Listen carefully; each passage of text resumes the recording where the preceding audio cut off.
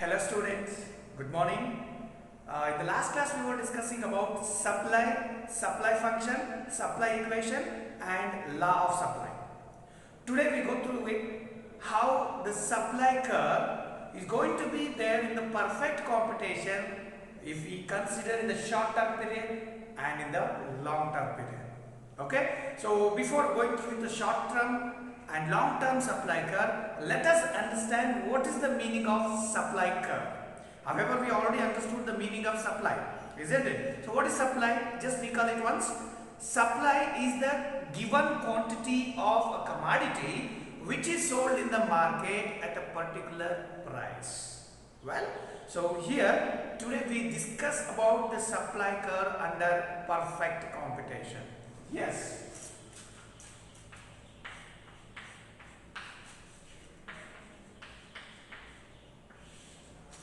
Supply curve.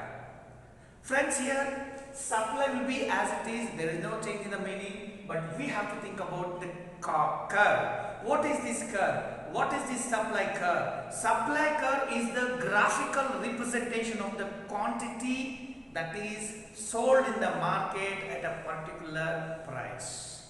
So let us have this meaning here. The graphical representation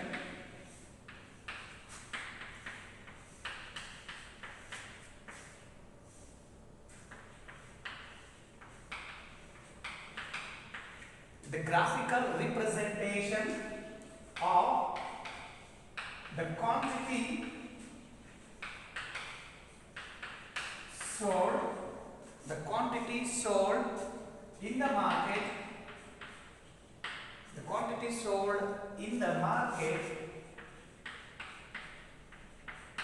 at different price levels.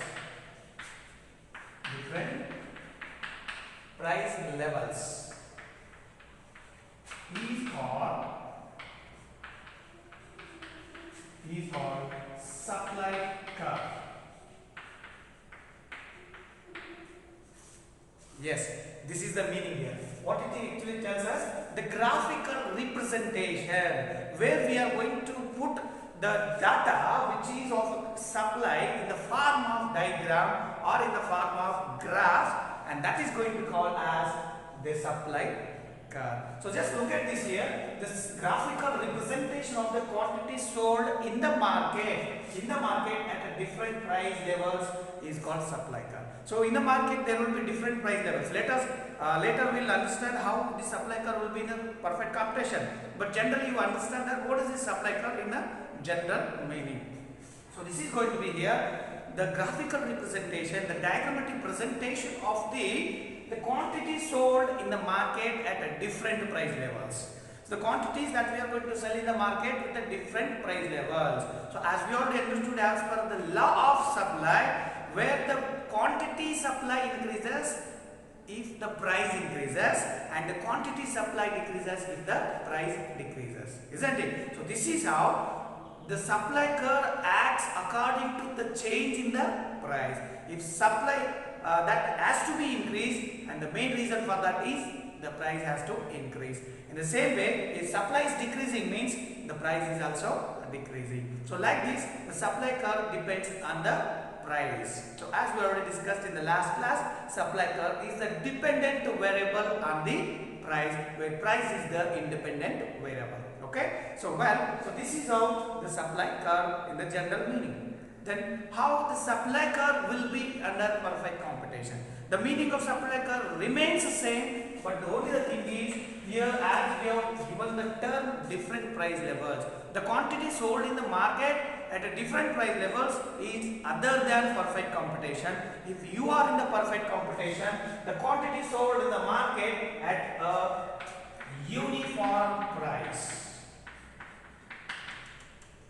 As we already understood that the very important features of the perfect computation, that is uniform price. So here how we are going to define the supply curve under perfect computation means the supply curve is the graphical representation of the quantity sold in the market at a uniform price. At a uniform price. Here the uniform price is very important to keep in our mind. which means the seller under perfect competition is going to sell the different quantities of the homogeneous commodity. That is, again, we have to keep in our mind. Different quantities means, if I take an example of we have taken in the last case, coal. Coal is an example, or else if we take salt, again salt is an example for perfect competition. So here, what we are going to define the meaning of supply curve means the different quantities of the salt. Salt is homogeneous commodity where the salt remains same. There is no change in case of the taste, in colors, and all. Okay, so taste is going to not be changed, and the preference of salt is not going to be changed. In that case, what we are going to say, the different quantities, say for example 10 kgs, 5 kgs, so like that, the different quantities at a uniform price. The price, for example, per kg, assume that per kg, for example, 10 rupees per kg. If the price in the perfect computation is assumed as 10 rupees per kg. So the 10 rupees what it is there in the market, and again you keep in your mind, the price is not going to change as per the preference or the influence of the buyers or sellers. The price may vary according to the market forces that we discuss in the upcoming classes. But here what I am actually saying is, the supply curve is the graphical representation of the different quantities of the homogeneous commodity at the uniform price. Hope you clear this one. Well, so let us understand this supply curve, how it is going to be as per the time period. So as we already understood, the time period divides into three main things, that is very short term, and long term. But here we have to understand the supply curve into two headings, and let us look at into that.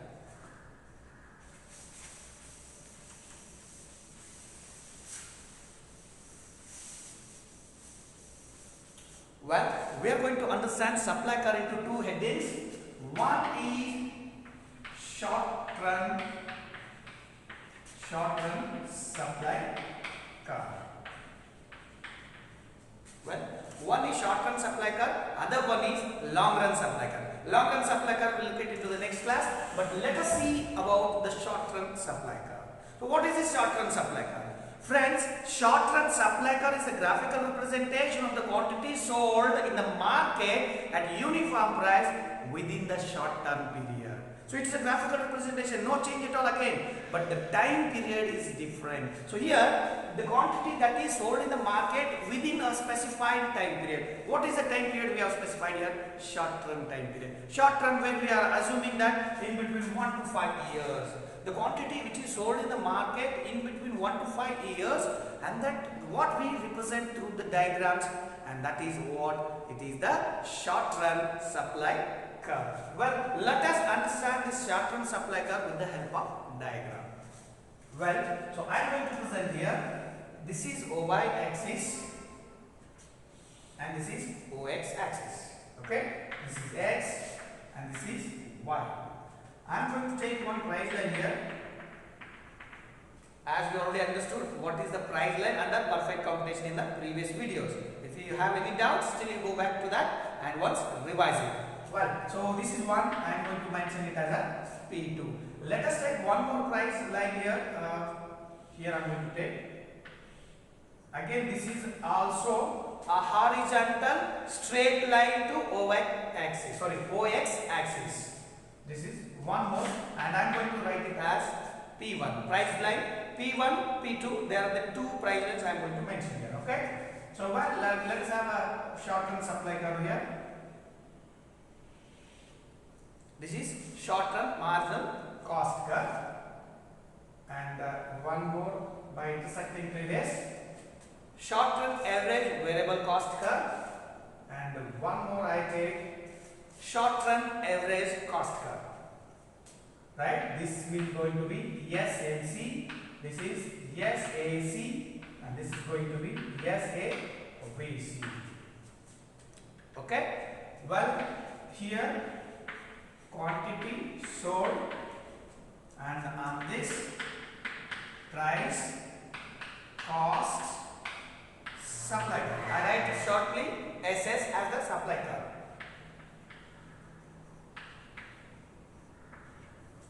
Okay, little, I am going to make a bold from this point to this point. Okay? So why I am making this as a bold, I will tell you later. So make it little bold.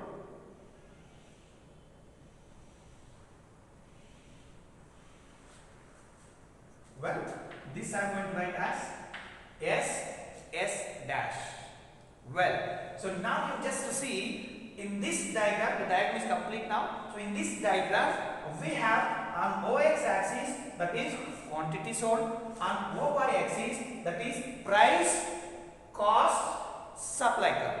So these are the price and these are the costs, whatever these are the costs, and from this point to this point what we have here, and that is the supply curve. Well, on OY axis these three things will be there, on OX axis quantity sold will be here. Well, so now we have to understand what is this supply curve under perfect computation in the short term period. So if we look at into this, as we already know, if a firm has to reach a equilibrium point. So here I am going to take one quantity which connects to OX axis. This is I am going to mention, that is Q naught. Well, so in the last class we already discussed how the profit maximization point will be under perfect computation. Well, so here we are taking the Q naught as the profit maximization point or equilibrium point. Friends, if a firm under perfect computation has to reach equilibrium point, it has to fulfill three conditions as we already seen in the previous video. What are the three conditions that a firm has to fulfill so that we can call it as an equilibrium quantity, which is the part of supply curve? Well, let us look at the conditions. I am going to write the conditions for equilibrium point. Conditions for equilibrium point under perfect computation.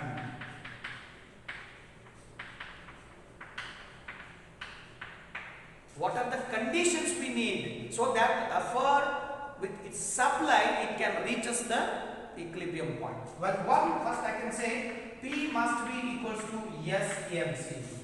Price must be equals to short run marginal cost curve. The second one I can say the supply, that is what SMC curve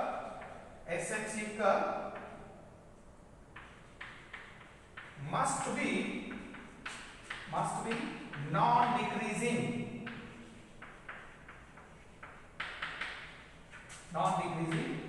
at Q naught quantity. Here one more, SMC curve must be non-decreasing at Q naught quantity. The third one we can say P must be greater than or equal to SAVC. Price must be either it may equals to SAVC or it may be greater than SAVC. So if a firm has to reach the equilibrium point, it must fulfill all these three conditions. Very important. So any of one condition is not going to fulfill, then we are not going to accept it as a profit maximization point or equilibrium point under perfect computation. Well, so now look at here. So as I already told to you, supply curve under perfect computation is the part of short run marginal cost curve where the marginal cost curve intersects the minimum of SAVC.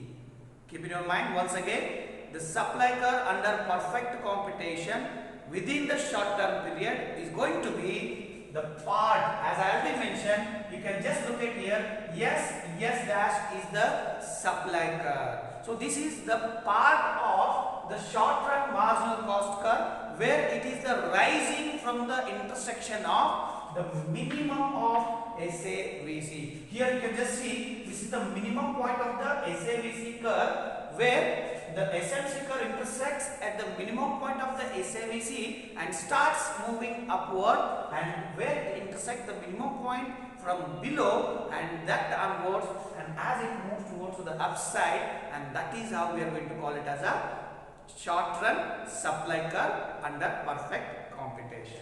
Here you can just see S S dash. This is the bold type what I have done in this SMC, and that is the short run supply curve under perfect computation. Well, and you can also ask me why only from this onwards we are going to call it as a supply curve, and why we not call even if it comes downside, or why it is not going to be here, and why only it is a part of sub marginal cost curve, why it is not a part of SAVC, why it is not a part of SAC. You can ask me so many of questions on this. So friends, I'll make it clear here. Here you just see whatever the firm operates the business organization, the activities in that, if it has to earn some minimum amount, and that minimum amount on the each quantity sold in the market, and that depends on the marginal cost only. So marginal cost, so which means we will compare the revenue or the profit which is earned per product or the additional product, and that will be compared with the marginal cost only. So for that reason, here we will take short-term marginal cost, and in that we find the supply curve. Okay, so that is why we will not consider further things. We consider short-term marginal cost curve. Once again, you keep in mind why we take marginal cost curve here, because whatever the additional revenue from one unit to other unit what we get, and that will be compared with marginal cost, and marginal cost is the additional cost which is incurred from one unit to other unit, isn't it? So that is how we will compare the additional profit, that is what marginal profit, marginal revenue with the marginal cost, so that we will say, and that is going to be the part of marginal cost. And why it is not so be here, why it is not going to be from this point to and above point, why it is not going to be the supply curve from below this minimum of SAVC. And this is very important. As I already told you, if you want to sell a little or a minimum amount of quantity in the market, you must say that the cost which you incur, and that must not be over and above of SAVC. At least the profit what you earn, and that is going to be the minimum of SAVC. Below than this, if you sell, you incur loss. So that, as I already told you, each and every business organization, whoever they start their business, their intention is at least to earn minimum profit, so that they start selling the quantity from the minimum point of SAVC. Well, okay. So here the price in this case, it is not going to be P2, because if the price in the market which is very low compared to the minimum of SAVC, then they won't sell the commodities. Why? Because if they sell at P2 price level, they incur loss. That is what they won't take the target of this price to, so they can just go for the P1 is the price line. So here price line P1, in this price they try to sell at least a little amount of quantity, and as you can see in the diagram, and this is the starting point of the supply curve. Why we have started here, why not here? Because here this is the price line where this price exactly equal to the minimum of SAVC. As I already told you, if you can fulfill this condition, then firm reaches the equilibrium point. So here the price line where exactly intersects here the minimum of SAVC. In this line we are going to see that price is exactly equal to SAVC.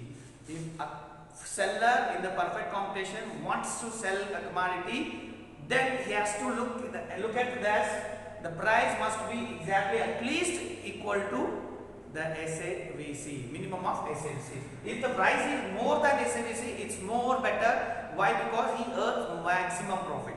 If the price where it is there here means that it is very good. Why? Because the firm that can earn maximum profit. But here we have seen that a firm can minimum that they can sell in the market. If the price is at least exactly equal to the SAVC. More than that, no problem. Below than that, the firm has to not to sell the things. So for that reason, here the supply curve is going to be the part of SMC curve, where it starts moving upward by intersecting the minimum of SAVC. So many of questions have asked on this topic, that is the supply curve under perfect computation is dash. So what is the supply curve under perfect computation? It's the part of the short-run marginal cost curve where it is intersecting and moving upward from the minimum of SAVC. Okay, so this is the thing here. And once here we have already taken one point here, this is the equilibrium point where in this case it fulfills all three conditions. What is the condition here? The first condition, price price must be equal to short-run marginal cost curve. So here this is the price where short-run marginal cost curve is intersecting at the price line where it is crossing from the below to upside. So both are intersecting each other at point yes. Okay, so that is one, the first condition has fulfilled. The second condition has to be fulfilled so that it is going to exist in the perfect computation. SMC curve must be non-decreasing. So here SMC must also be non-decreasing. Look at this. Here it is decreasing, here it is increasing, but it is not exactly equal to the price line where first condition is going to fail. But in the second condition has to fulfill at point this here. What is the nature of short-term marginal cost curve here? The short-term marginal cost curve is moving upward, which is not decreasing at the quantity level Q now. It has to increase, it should not decrease. Read this correctly. SMC curve must be non-decreasing. Non-decreasing, which means it should not decrease at the quantity Q naught.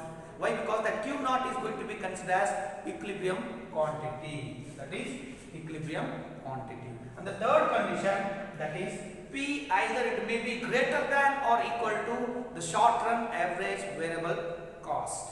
So here you can just see, if you want to take this is the price line where it is one more price line is there here P2. So P2 is not on even SMC, and it of course it may be exactly equal to the first one. First condition can be fulfilled at P2, but not as same as the second condition. Second condition, what it says, the SMC curve must have to decrease. That is what, non-decreasing, or it should increase upside. But here it is not so. It is exactly equal to this. Well, and the third condition, what it says, P must be greater than or equal to SAVC. Here you see, where is SAVC? SAVC is here, but price 2 is here. So that P2 is also not the quantity at the price where the quantity is to be sold. At P2, the quantity must not be sold. Why? Because if the seller sells the quantity at this P2 price level, then they incur loss. Okay. So due to that reason, this is not going to be the price where equilibrium quantity can be reached.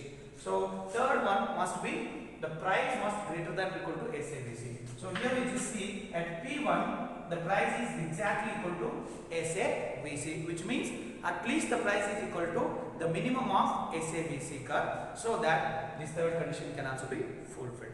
More than this, if the price is there in the market, that is far better, because the firm will earn more profit. Hope you clear here. So this is how the supply curve is the part of short-run marginal cost curve under perfect computation. In the same way, we also understand the long-run supply curve in the next class. Thank you so much.